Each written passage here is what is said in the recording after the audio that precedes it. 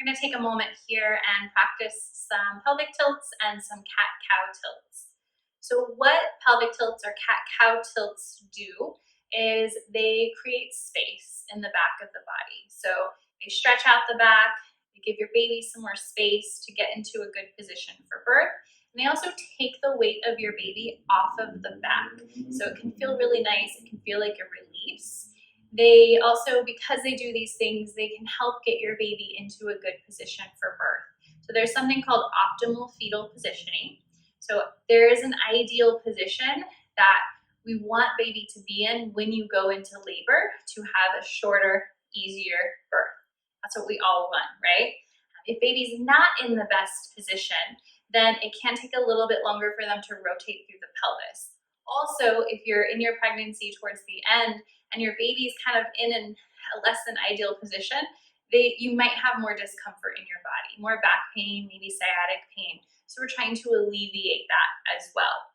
The ideal position is baby is head down, gazing towards your spine. So their spine is towards your belly button, or they're slightly to the left. So their spine is towards your left hip and they're gazing towards your right hip, head down. So those are the two positions that we ideally like to get baby in for birth.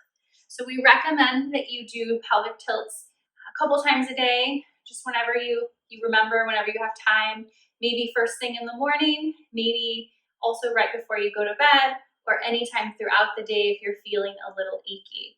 So we're gonna come down into tabletop, hands and knees, spread your fingers. And the first version is pelvic tilts. So a little different than cat-cow tilts. We're just gonna omit the cow tilt. Shoulders back, hug your baby in. So the back is nice and neutral. We're not dropping the belly, we're just gently hugging baby in. Inhale, expand the ribs, nice deep breath. As you exhale, chin to chest, hug your baby in, lift your pelvic floor, arch your back. Inhale, come back. Stay with that nice long spine. Exhale, round. Hug baby and press the floor away. As you round the spine, try to create as much space as you can in the back of the body. So the mid back, the upper back, the lower back. Stretch it out. The back of the body tends to get really tight during pregnancy with all that added weight in the front of the body. Take one more pelvic tilt and we'll change it up.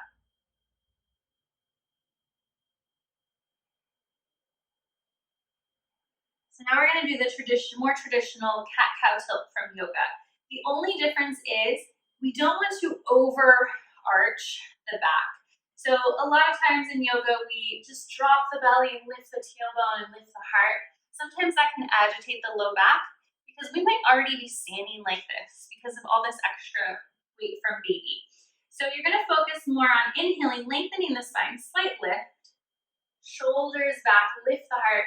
You can soften into your elbows. Exhale, round the spine. Inhale, lift, lengthen that tailbone.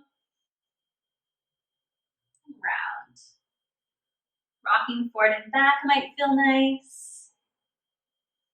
Need a little bit more release in the low back.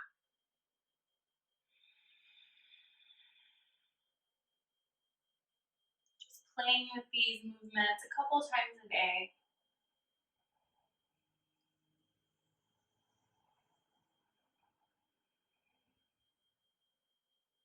When you're done, you may want to take a downward facing dog. You may want to do something more restorative. Just give your wrists a break and find a wide leg child's pose.